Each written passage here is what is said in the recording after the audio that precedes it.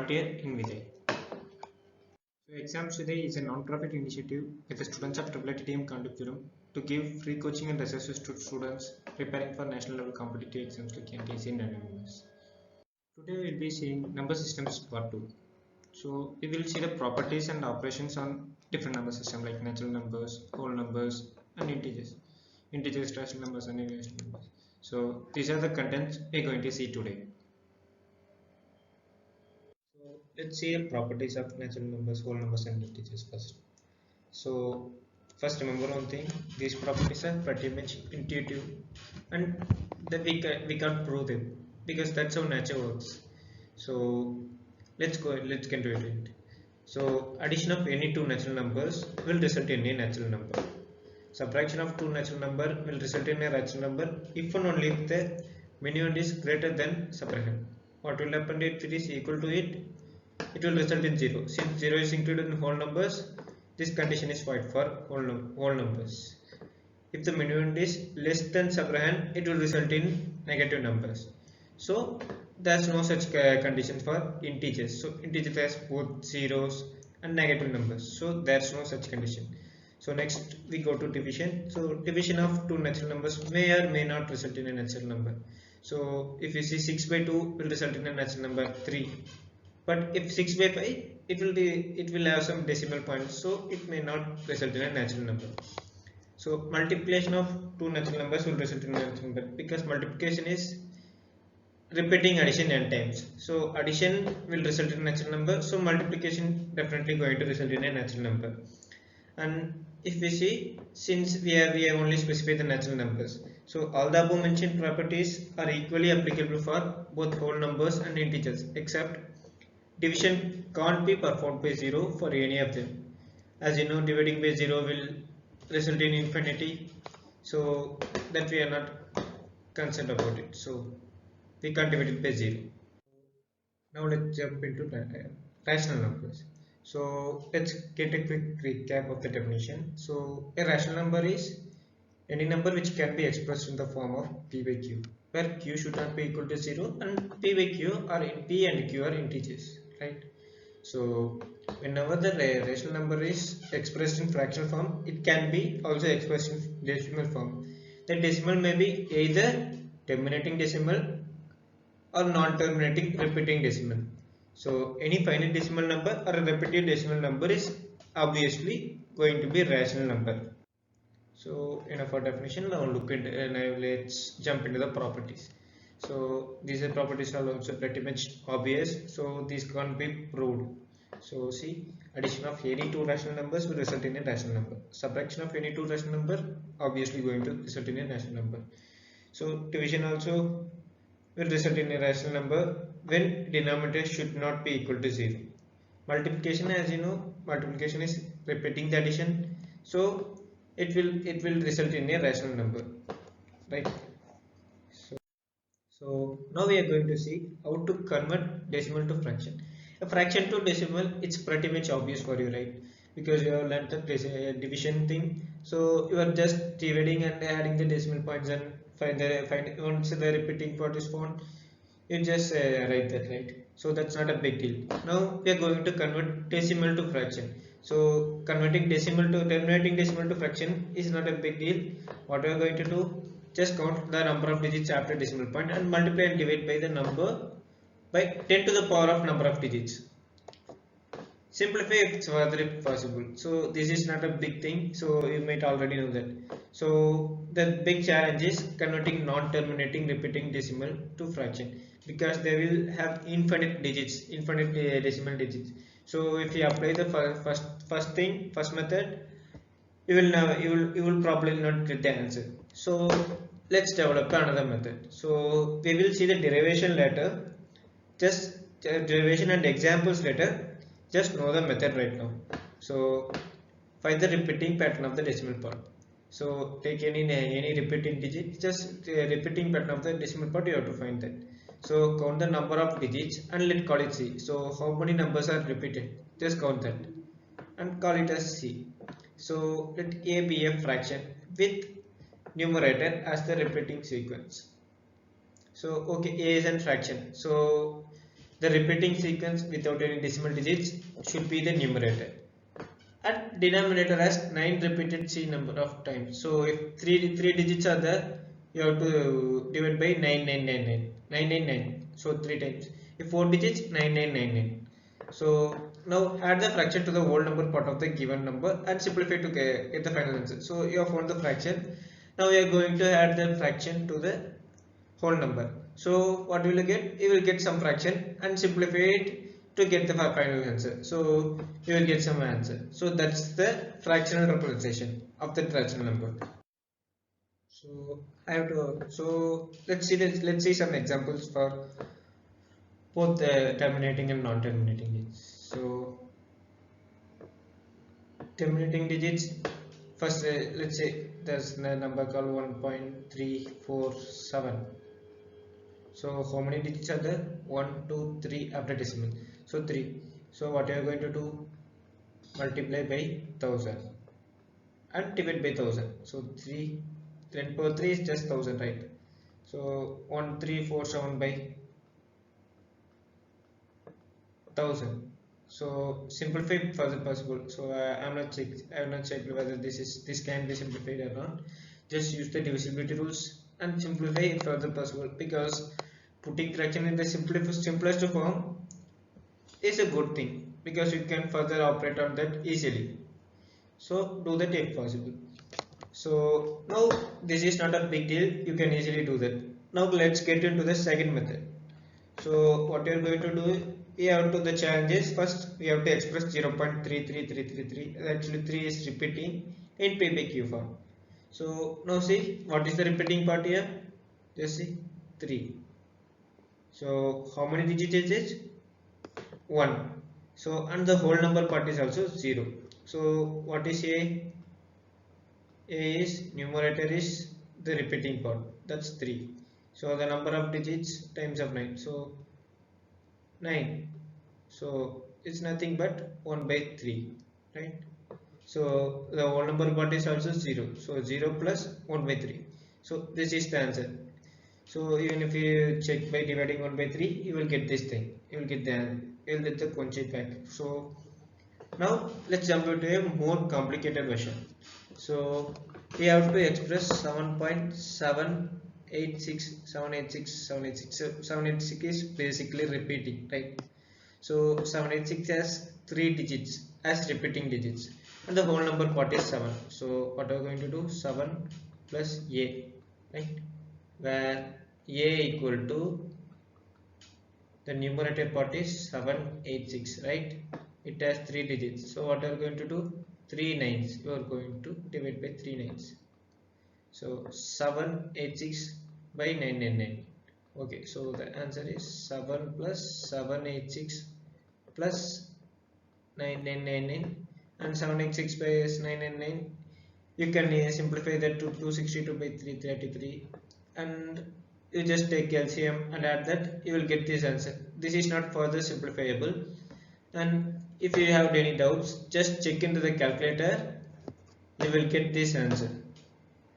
So this is how you do that. So the derivation is pretty much simple. So what you're going to do, so just separate the whole number part. So whole number part is pretty much easy to convert into. Actually, if you found a fraction for the decimal part, you just can add the whole number part. So that's not a big deal. So what you're going to do for decimal part, what will you do if there will be some remainder that will you can't repeat it.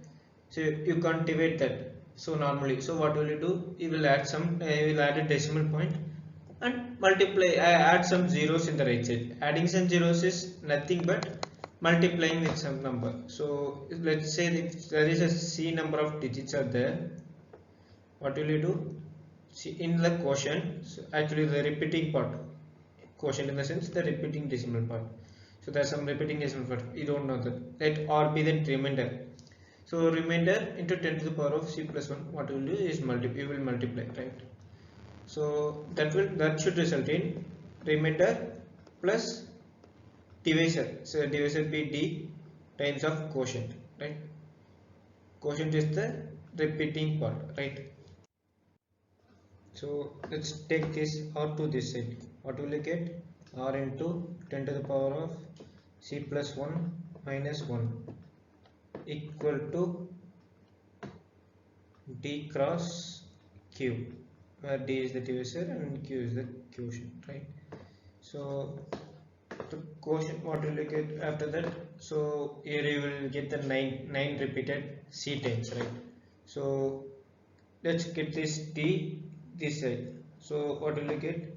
R by d equal to quotient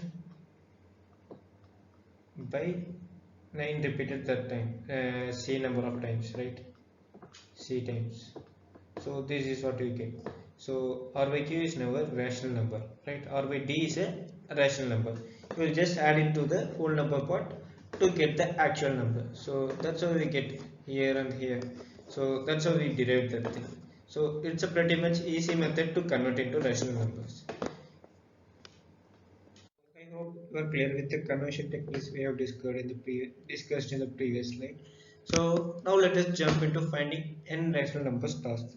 So we may often tasked to find the n rational numbers between given two numbers.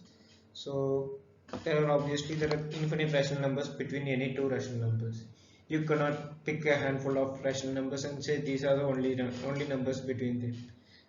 So obviously there are infinite ways to do the same, because there are infinite numbers, there are infinite ways. But let's just explore a couple of easier, simpler and systematic methods to do them. So in the first method, what you are going to do is, if there are x and y are given, so add x and y divided by 2. So x plus y by 2. So you will get a resultant number. So that's the first number, right? So now add y to the resultant again and divide it by 2. So you will get the second number. So again add y to the resultant and divide it by 2. You will get the third number. So and so on until you get desired number of.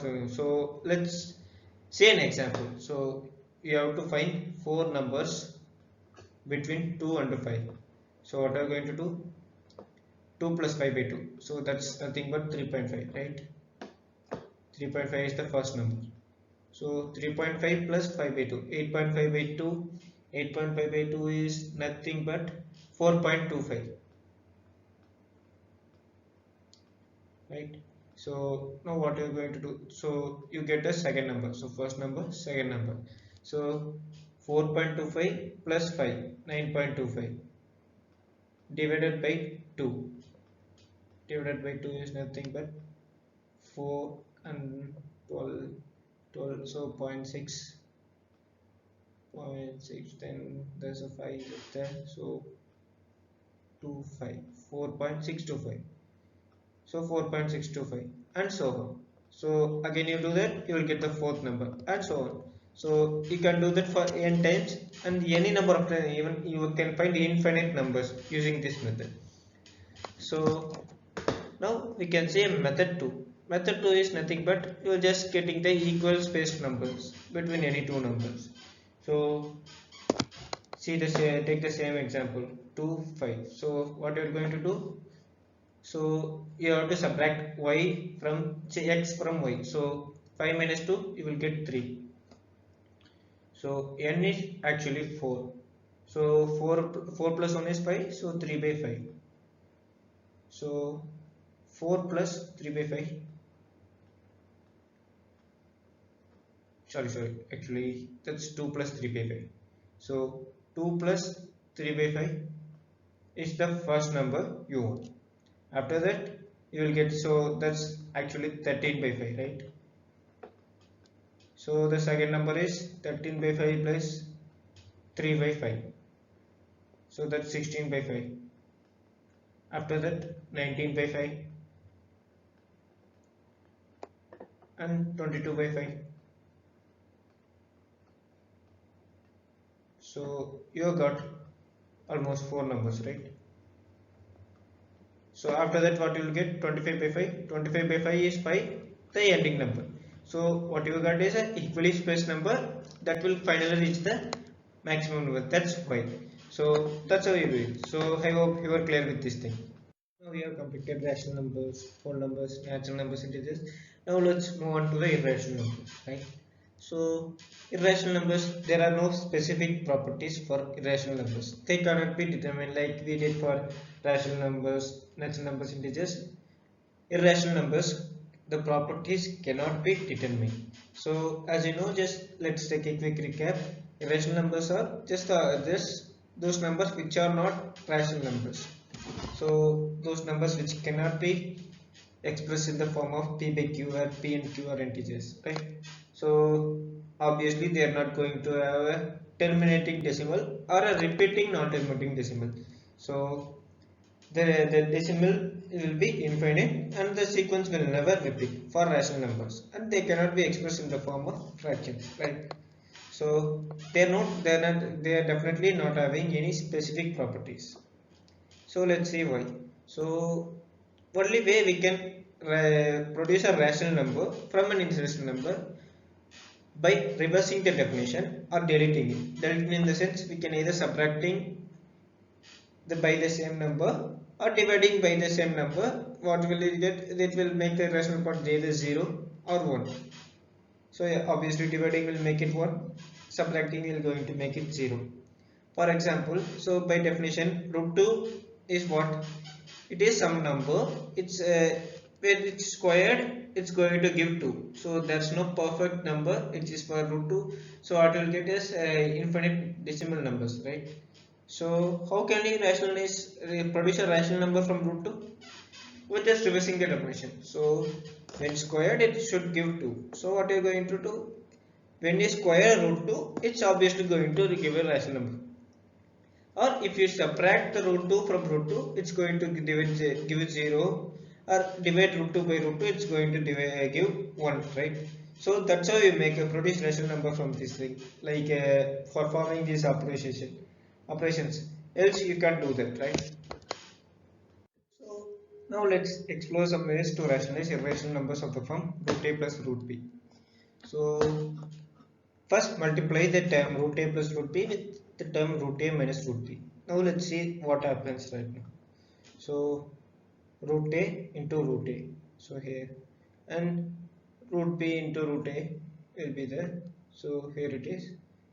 After that, what you are going to do is root a into root b. So there's a minus sign here. So minus is there. So and root b into root b. So root b into root b is here. So here there should be a minus sign. Sorry for that. So this is not plus, it's a minus sign. So plus into minus is minus, right?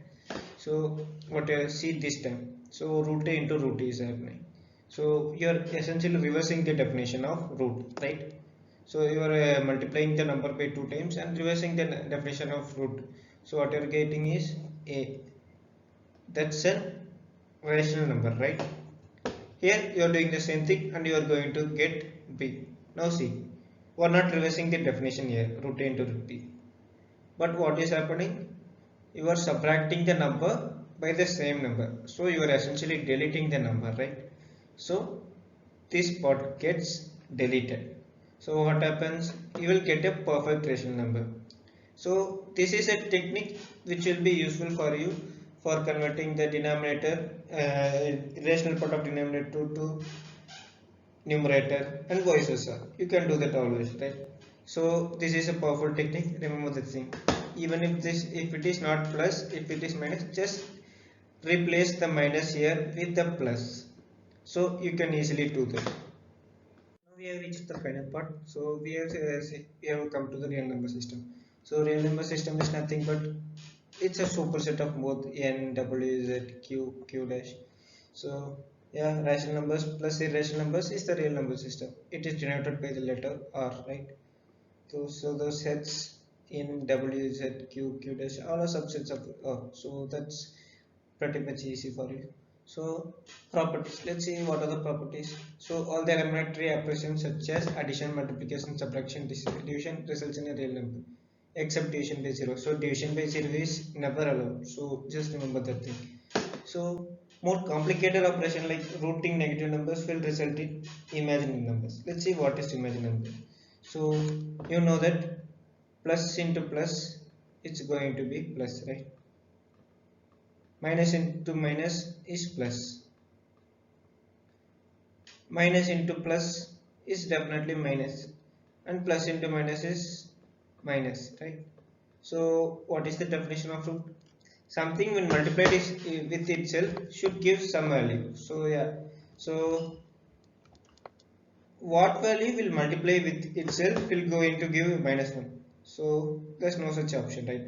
Minus into minus it's going to be plus, plus into plus going to be plus. So that's not at all a number which exists when multiplied with itself that's going to give minus 1. So this is completely imaginary, right? So that's the main difference between imaginary number and irrational number is uh, imaginary numbers are perfect representation of impossible condition. Meanwhile, irrational numbers of that of imperfect condition. Imperfect condition in the sense, so you can give us some number 1.4 and 4 and something for root 2, right? You cannot perfectly represent. It's an imperfect condition, but this is an impossible condition. This not even you cannot give a some average value for that or something. So this never exists. This is completely imaginary. So that's the difference between imaginary and real numbers. So you will definitely learn more about imaginary numbers in your higher classes. It will be useful for quantum mechanics and lot of stuff. So let's wind up it with a quick summary. So summary, we have seen that addition, multiplication. So these are the summaries. So addition, multiplication of any two natural number, whole number, rational number will result in same set of number. Subtraction will result in natural number only when subtrahend is less than minimum, or you can say minimum is greater than subtrahend, that you know. So division result cannot be determined for natural numbers, whole numbers, integers, but will result in respective category for rational numbers, real numbers when denominator is not equal to 0. Any terminating decimal or non-terminating decimal can be expressed in fraction form and vice versa. And we cannot predict the properties of irrational numbers, but it can be rationalized by revising the definition at LT, right?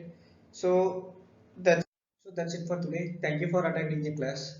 Please check the description for extra questions with your notes. Thank you.